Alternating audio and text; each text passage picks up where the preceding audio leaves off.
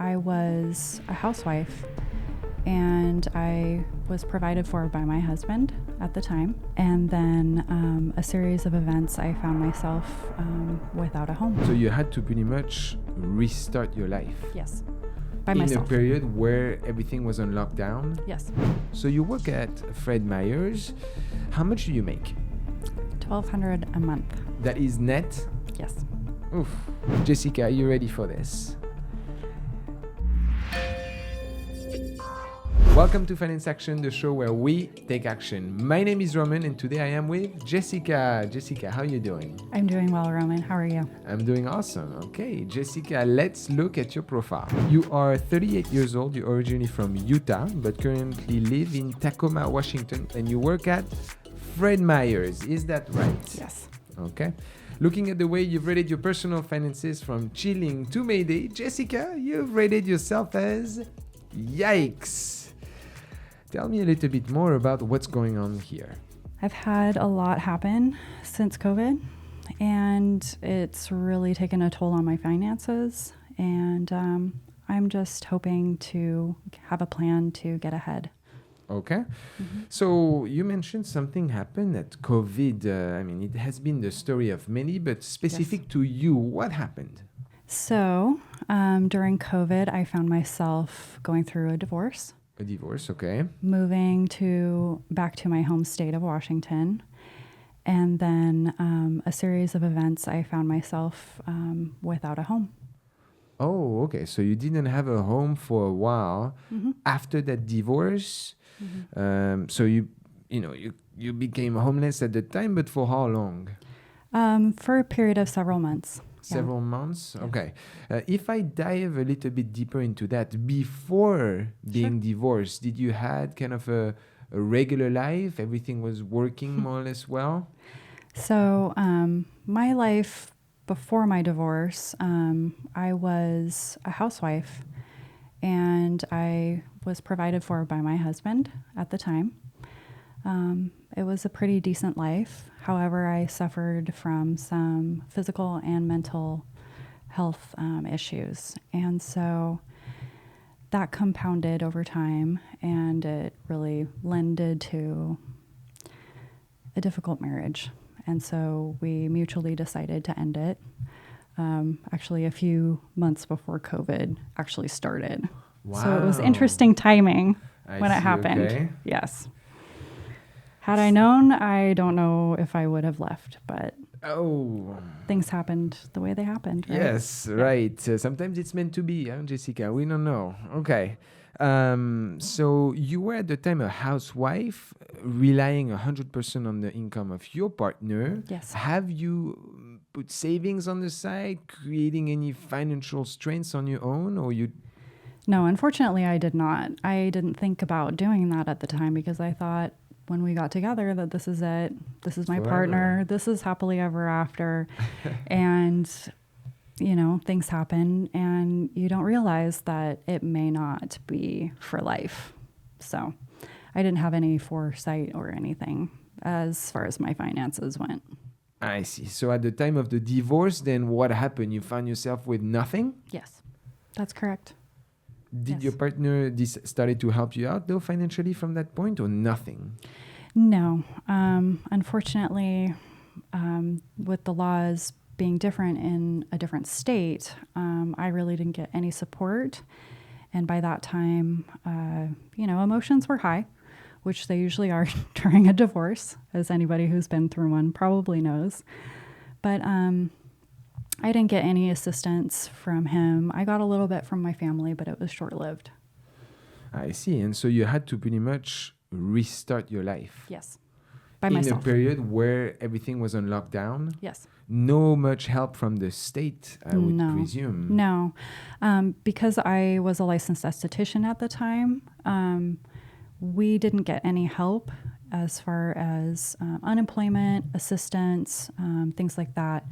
It was a pretty difficult time. I know that there were a lot of people that I worked with. They did services without, the knowledge of the state because they were trying to feed their families.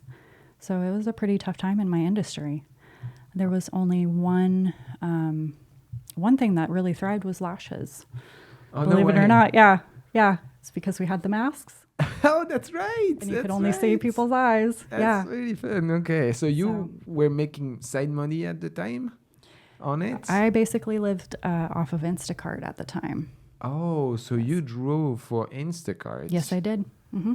I see. And so homeless, oh, I guess then you had a car. So you Yes. must have been kind of living the I van was life. mobile. Yeah. You were mobile, living I the was van life, mobile. right? Yes, living the van life, literally. But Okay. yeah, I mean, in those times, you do what you have to do.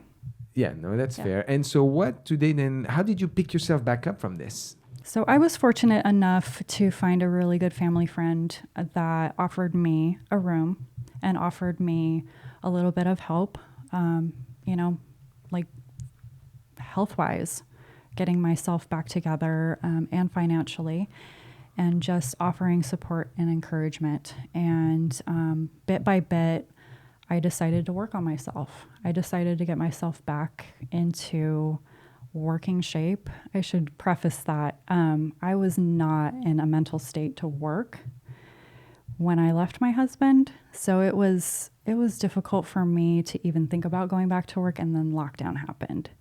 So all of this coming down all at once, it was really difficult, but I was bound and determined to really set myself up for success in some way, shape, or form. So what I did was I really focused on my health first. I focused on getting myself mentally well. I focused on getting myself physically well. I lost almost 100 pounds. Wow. Okay. And really, really focused on that for a long period of time. And everything just blossomed from there. Really? Yeah. Okay, so sport was your therapy. It was, yeah. But linking back here now into the story component, you're finding yourself still in a tough spot, and this has been a couple years back. Yes. So what has you done since then? So what I started doing is I tried to start thinking outside of the box, and also keeping in mind that maybe COVID could happen again. I mean, we thought it would come back at some point. It's true. So I thought to myself, what would I do at that point if we were on lockdown again? And from my research, I had been seeing so many people developing online businesses that I thought, okay, well, I could do that, right? So I decided to look into that, and I went down the rabbit hole. How much did you spend? Altogether, a little over $10,000. $10,000 Yes. Yes. in courses? Yes. Oh, Yes. Did you learn a lot at least? Oh, yes. I learned a lot. Did you put it into practice? Not yet. That's the problem. Okay, so $10,000 on courses, online courses, and that has put you into a financial Pickle. pickle. Yes. Okay, so now that we know a little bit more about your story, Jessica, let's see how all those elements intertwine in your finances today, which lead me to my first section, your income and your assets. So you work at Fred Meyer's. How much do you make? $1,200 a month. That is net? Yes. Oof. Okay. 1,200 net. Do you have any other forms of income? Not at the moment. No. No other income? How many hours do you work there per week? 25 to 30. That's it? Yes. How come you can't get a full-time there? Well, it's up to them and their business needs. So I just work what they have available for me. I see. Have you tried scavenge around different opportunities that may be paying a little bit more than that? So I am looking. I am in the process of trying to get a government position that would pay a lot more.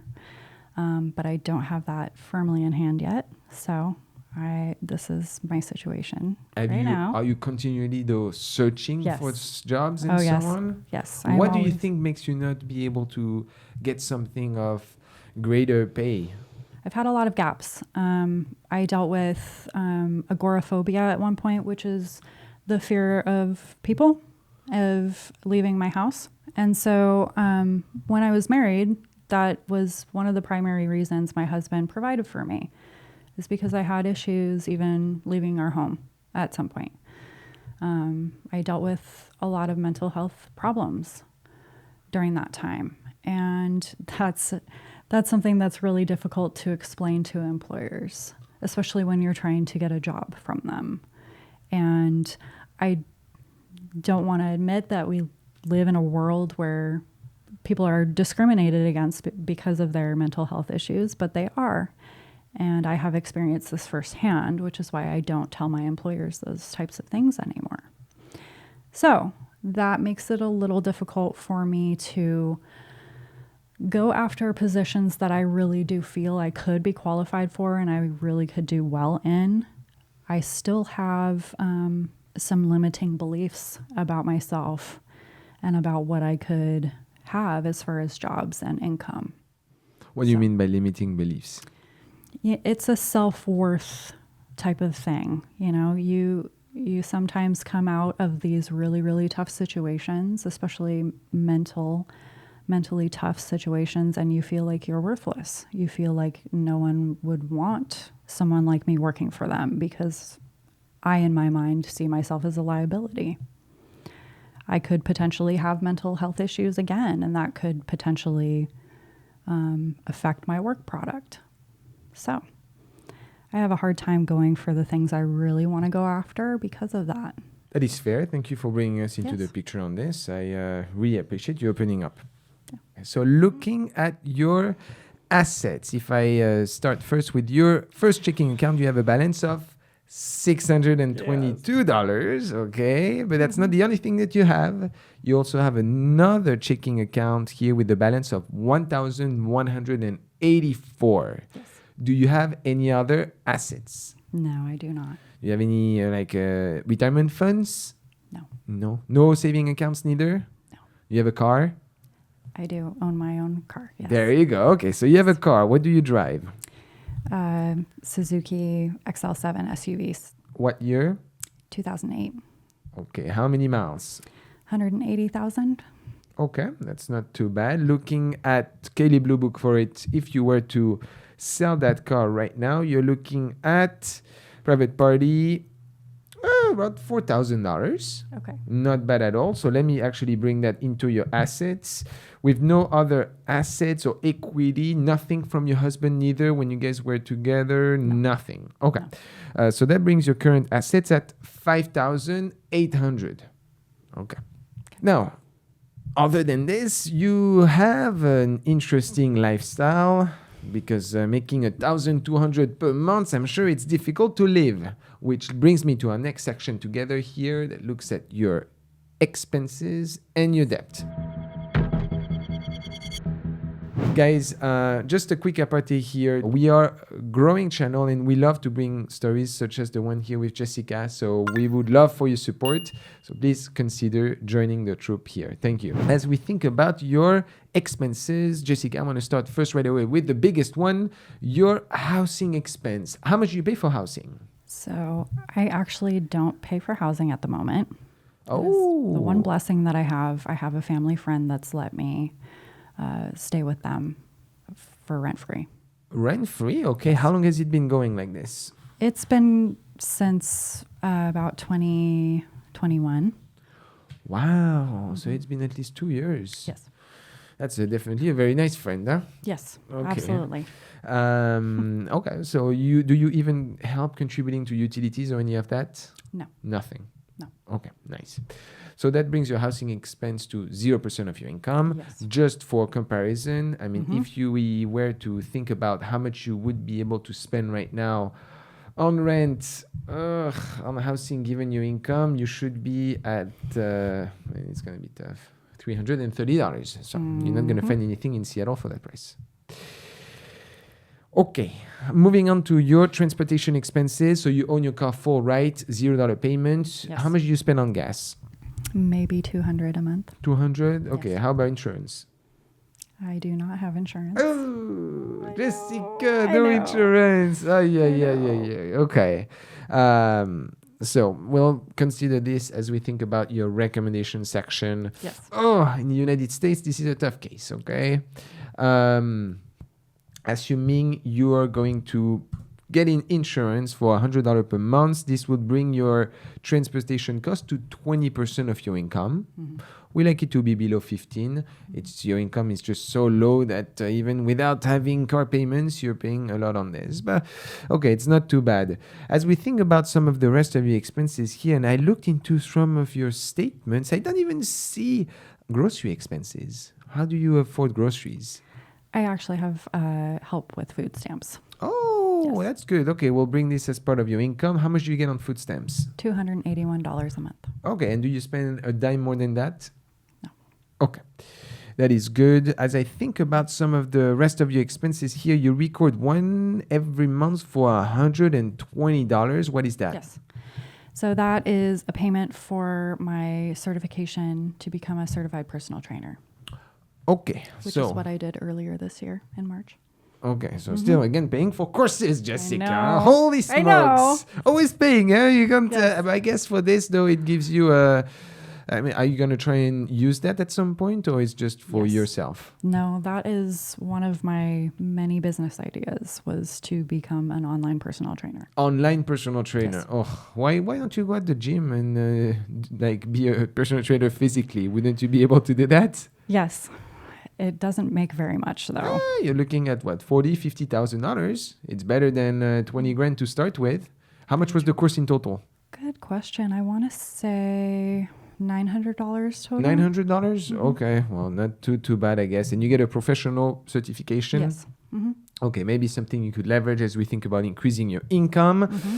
As I look at the rest of your expenses, you're not running much. However, you do have quite a bit of debt, Jessica. Let's tackle it together. I'm going to start with the biggest one here. Student loans. Yes. You have 4 different debt that sum to $48,900. Okay, those are federal, I assume, Yes. with an average rate of about 5% or so. Mm-hmm. Ooh, you're going to have to start paying for those, huh? Yes. How much is Everyone your minimum payment on it? I was told starting October 1st, it will be around $1,300 a month. Woo! $1,300 a month? Yes. Okay, that seems a little bit high to me, to be Yes. honest, as there are plans that can allow you to change that based on your income. Mm-hmm. Let's think about this as we think about recommendations. Okay, so here, $48,000 worth of student debt. I also see you have credit card debt, $270 on Capital One, 30%. Yes. PayPal, $214 on 24%. Yes. And then you also have remaining, I guess, your coach, $436. Yes. Why are you carrying a balance on your credit card? I had my credit basically decimated during my divorce. Okay. I have not used credit for a while. Mm-hmm. I just got it basically a few months ago. And so you're I'm- using credit cards to build debt payments? Yes. Okay. This is not at all a good strategy. No. It doesn't work. This is actually one of the worst strategies that I can advise. Yes. Because not only are you paying an extremely high interest rate on this, but credit card companies or just the credit agencies, they rather you see have no balance on your credit cards with full payments done every month. That's the way you increase your credit score. You don't take on credit card debt to increase your credit score. That doesn't work like this. What you could do though is because you have multiple credit cards, you make small payments on them, less than 30% of your credit limit, and then you pay full every month. This is going to record payments on debt, and that's what they like to see. They don't like to see a balance. So forget about this strategy. Please, guys, don't take stupid debt, in that case, credit card, in order to build a credit score. I don't advise for this. Okay. I see also, Jessica, you have some collections. Yes. You have 1,691, and also, what was that for? That was for an ambulance ride. Oh, so medical debt related. Yes. Okay. And it's fair, I guess. It's crazy, the cost of ambulance in the United States. Yes, I it can't is. believe it. And you also have another one, $5,532. What was that? That was a credit card that I did not pay during my marriage. Oh, so it was a credit card that you used during the marriage? Yes. Wow. So if this went to collection, the balance probably at the beginning was just a couple thousands, maybe 1,000, 2,000, and now it's up to like $5,000. Have the collection agency reached out to you? Potentially, but honestly, don't reach out to them. Yeah. Let's do that. For now, please, let's forget about them. If you're in collection, especially with this financial situation, collection is good to pay back, and we will want that. But for now, don't ring the phone and don't make you exist. Because otherwise they're going to come to you. There is going to be a negotiation potential around this, but right now I'd rather you prioritize on other things. But we'll need to tackle collections at some point because it's destroying your credit score. Yes.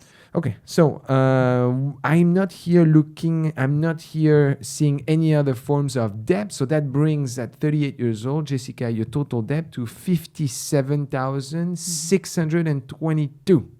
A majority of which was student loans.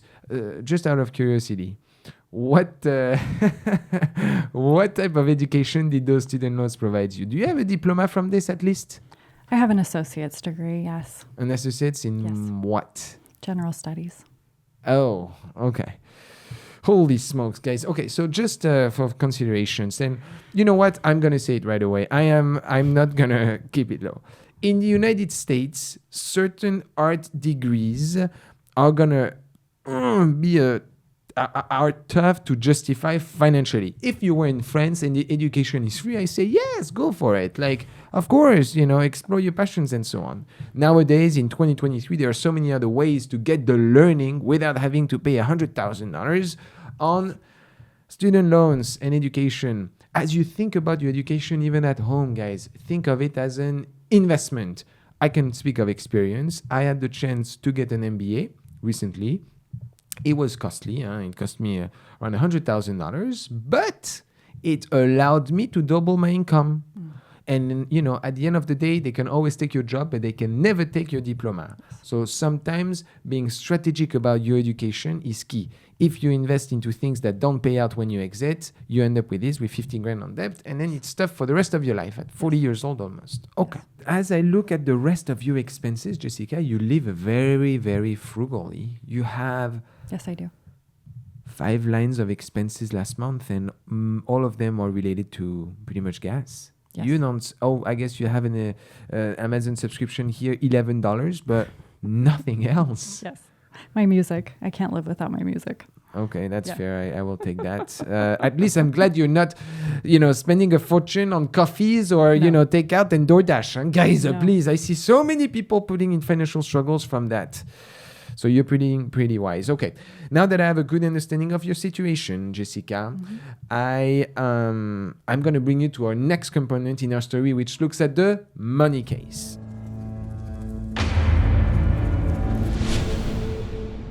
All right, guys, and we are back for the money case as we think about some of your investments and some of the, if I may say, some of the mistake maybe that you've made with regards to your courses and the online courses that you've spent $10,000. Okay, so what I want to bring to your attention is importance around big financial decisions today. How would they have impacted your future if you have not made it?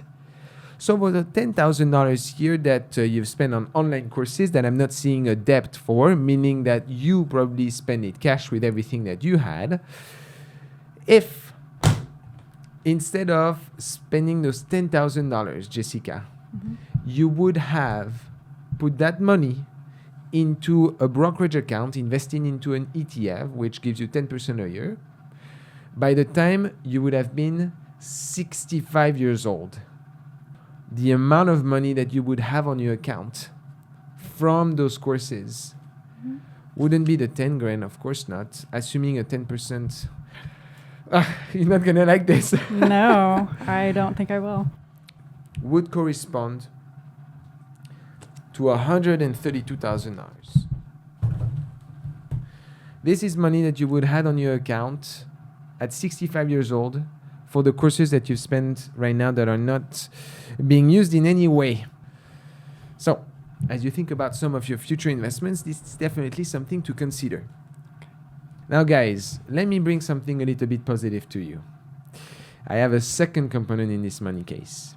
Okay. One of your goals that you recorded in your application was to have $2 million by the time you're 65 years old. Yes. Jessica, are you ready for this?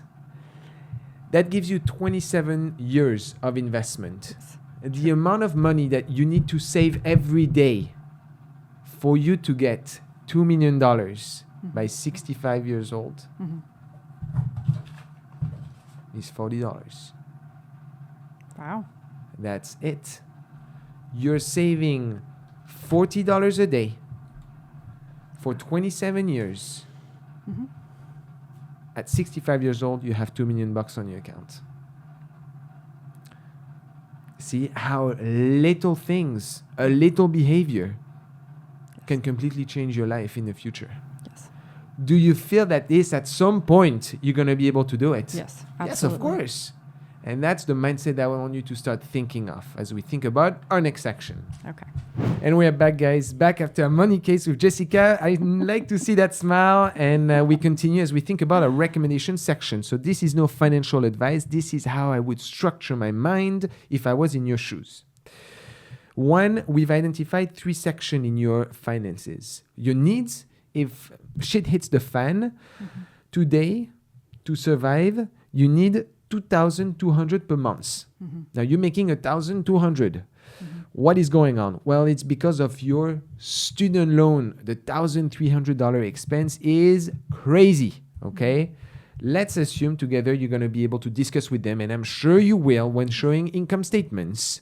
They will bring this down. I don't think you should pay more than $250. I think they're going to even bring it down lower than that. Okay.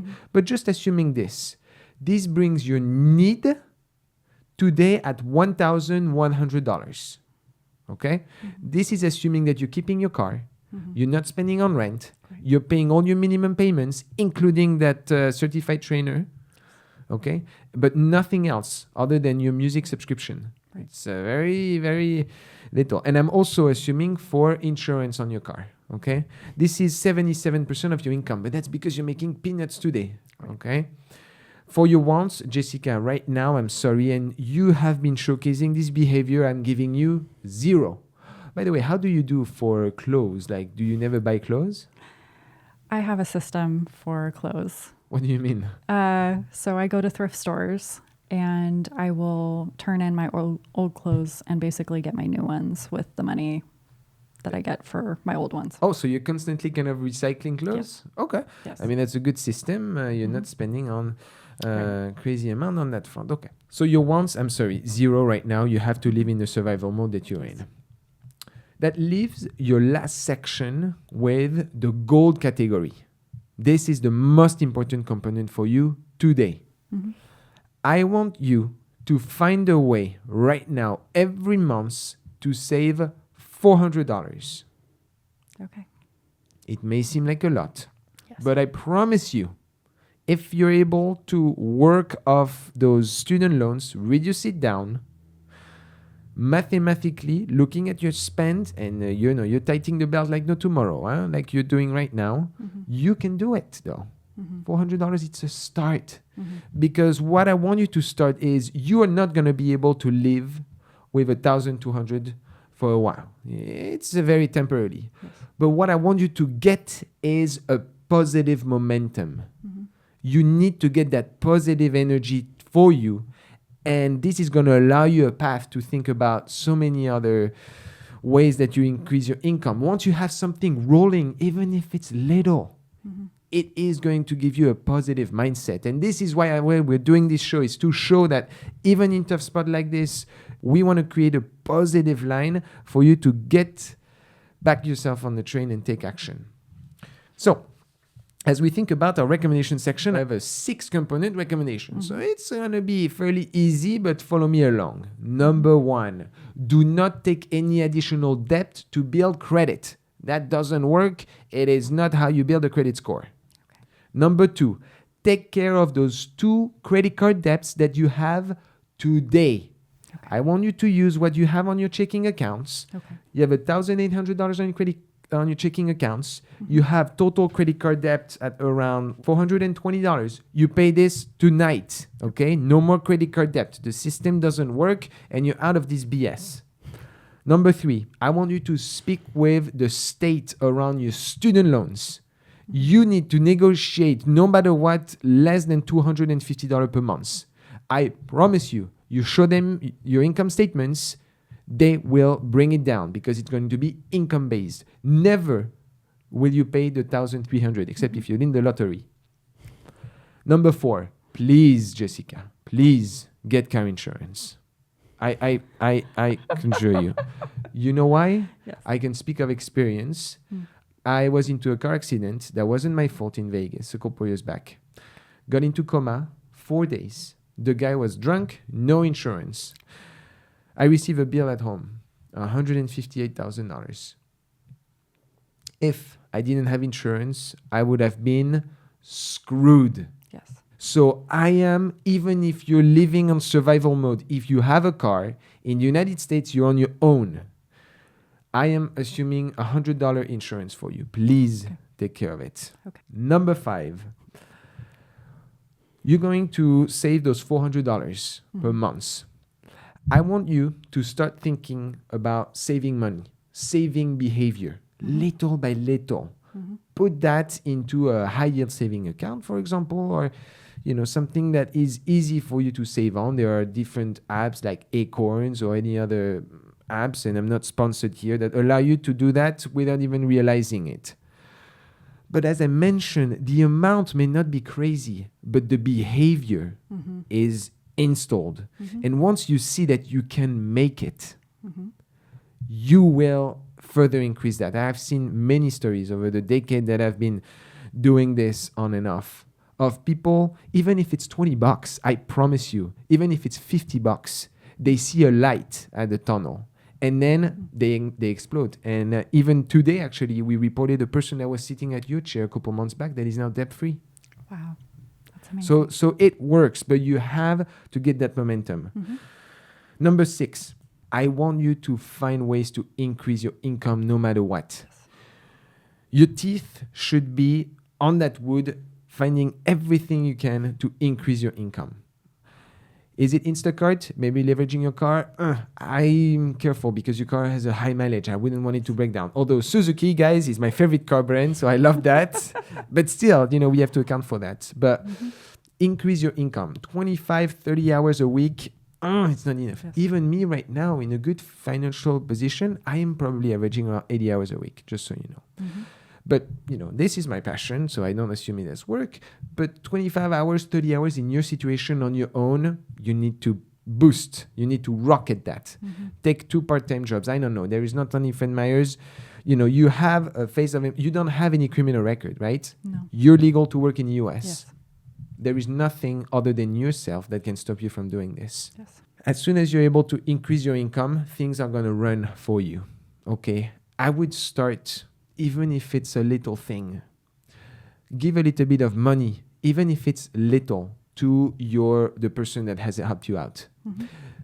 It's not about the value of money that is important here. Right. Is you're going to feel something in you that it's like, shit, I've been not paying rent for 2 years, but today I can afford to just give myself a little, even if it's $100. You're going to gain back that confidence in yourself and that the idea that you have it together. Yeah. Because as I think about your story and everything that we've discussed, if I may say, it is a little bit of self-sabotage to an extent. Because you seem to be having different skills that are worth employment much greater than Fred Meyers. But what seems to be missing from you is really kind of that self-confidence and push. And as I mentioned, as you gain momentum, things are going to fly. From that point, I want you to start thinking about continuing to put money on the side. Your goal is $5,000, okay? And then think about, paying back those collections little by little. When you call them, you say, hey, I have, you own $5,000. I have $1,000. Do you take it or no? Okay, see you in 1 month. You can, this is a tough negotiation, but you can really bring them down. Especially if it's been a long time, Yes. you can really call them and bring them down. So as we think about wrapping up our discussion here, this is what I'm going to ask you. In a month, I'm going to call you. And I'm going to say, Jessica, have you saved $400 on your account? What are you going to tell me? I'm going to say, hell yeah. Yeah? You shake my hand? Yes. This is a commitment. Huh? Yes. I hold people accountable. Okay. And I will also be following up with you in 6 months. Okay. Okay? Wonderful. You are me here as a right hand and as accountability. There is no reason right now, from what I'm saying mathematically and from your story, that would prevent you from doing this. It's going to be up to you. Do you have any final words as we wrap up our discussion? Thank you. Okay. All right, guys. As always, it is a pleasure to have you joining with us. And Jessica had such an interesting past that many of you may be experiencing at home. It's a pleasure to have you. Thank you so much again. And we see you guys next time. À bientôt. So, I am really, really excited and happy to report many, many positive changes over the last few months. I ended up getting a job where I'm making $60K a year, which is not too bad. And it's given me a lot of things to look forward to. I did end up paying off my credit card debt, so I don't have any payments anymore. I did end up saving $500 so far, and I also have a plan in place to save up an additional $10,000 over the next 6 months. And I also got car insurance, which is great because it protects the asset that I have. So overall, I'm feeling very, very good and hopeful about my future. And I am so grateful to have the opportunity to make a plan for myself and to give myself a much better, much more comfortable life in the future.